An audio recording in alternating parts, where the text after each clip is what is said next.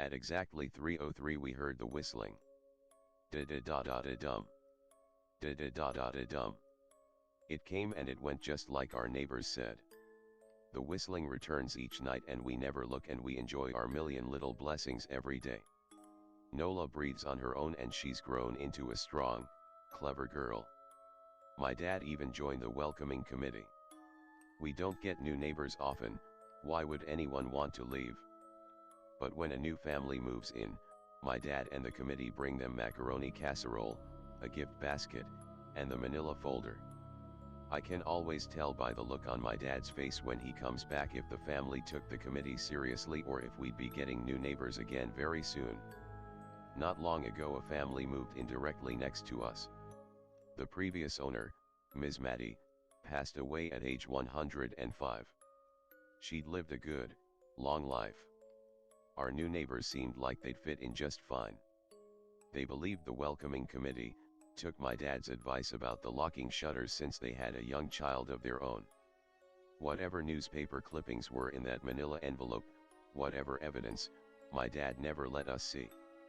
But I imagine it must have been awfully convincing since our neighbors got along with no issues for the first month. One night, when our new neighbors had to leave town, they sent their son, Holden, to stay with us. He was 12, a year under me in school.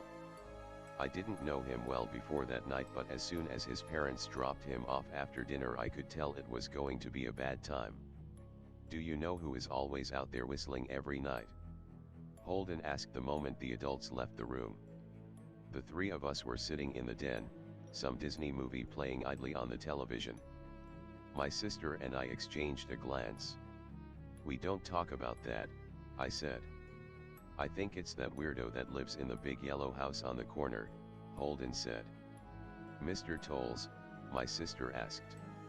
No way, he's really nice. Holden shrugged. Must be a psycho killer, then. Nola tensed. We don't talk about it, I repeated. Let's go in my room and play Nintendo. We spent the next few hours playing games, eating popcorn, and then watching movies. A typical sleepover, but I could see Holden was getting antsy. After my parents had wished us a good night, locked the blinds, and gone to bed, Holden stood up from his beanbag and walked over to where Nola and I were sitting on my bed. Have you ever even tried looking? He asked. It's nearly time. Like most sleepovers, we'd conveniently ignored any suggestion of a bedtime. I was shocked to see he was right, it was almost 3 a.m. I sighed. We don't dash. See, I can't even try to look because my dad locks the blinds every night and hides the key, he continued, ignoring me. So does our dad, said Nola. No, replied Holden. No, he doesn't. You saw him do it, I said, a little sharper than I meant to sound. Holden grinned. Your dad locks the blinds, yeah, but he doesn't hide the key. He keeps it right on his normal keychain. So? I asked, worried I already knew what he would say next. Because I had noticed that my dad didn't bother hiding the key anymore after all of these years. Because he knew we took it seriously. So, after your dad locked up but before your parents went to bed, I went to the bathroom. And on my way, I may have peeked into their room, and I may have seen your dad's keychain on his nightstand, and I maybe went and borrowed the key to blinds. Nola and I stared and his grin only grew wider. You're lying, I said. Holden shrugged. You can check if you want. Just open your parents' door and look, you'll see his keychain right there on the nightstand. Stay here, I told both of them. Don't move a muscle. I hurried over to my parents' room but hesitated at the door. If Holden wasn't lying, my dad would be angry. Beyond angry. I was scared thinking about it. But more scared of an open window with the whistler right outside. I opened the door, barely an inch, and looked in, but it was too dark to see. Taking a deep breath, I walked into the room. 2 steps into the dark I froze. The whistling started. And I could hear it clearly, from my parents' room. I never realized, but they must have heard the sound every night since we moved into the house. They never told us. I don't think I could have slept through it. I stood there, listening to the whistling come closer, unsure whether I should turn on a light or call out for my dad. Soft sounds from the living room brought me back to reality. "Nola," I yelled, running out of my parents' room. Holden and Nola were standing near the front door next to a window. Holden wasn't lying.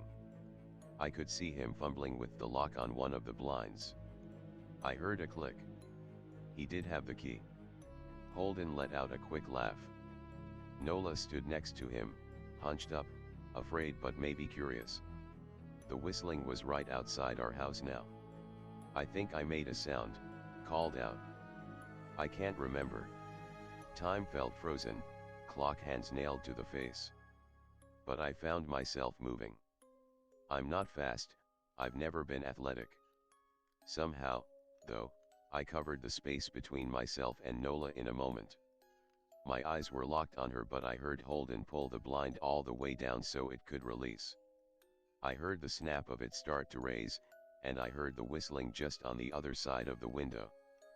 But I had my arms around Nola and I turned us so she was facing away from the window. At the same time, I jammed my eyes shut.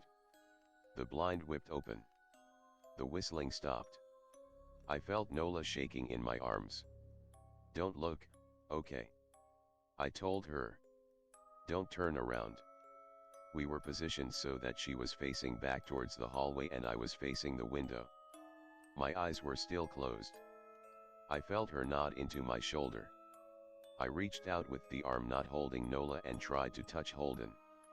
My hand brushed against his arm. He was shaking worse than Nola. "Holden?" I asked. Silence. I reached past him and gingerly felt for the window, eyes still sealed shut. The glass was cold against my fingertips. Colder than it should have been for the time of year. I moved my hand up the window, searching for the string to the blind. The glass began to get warmer the further I reached, and there was a gentle hum feeding back into my fingertips. I tried not to think about what might be on the other side of the window. Finally, I touched the string and yanked the blinds shut.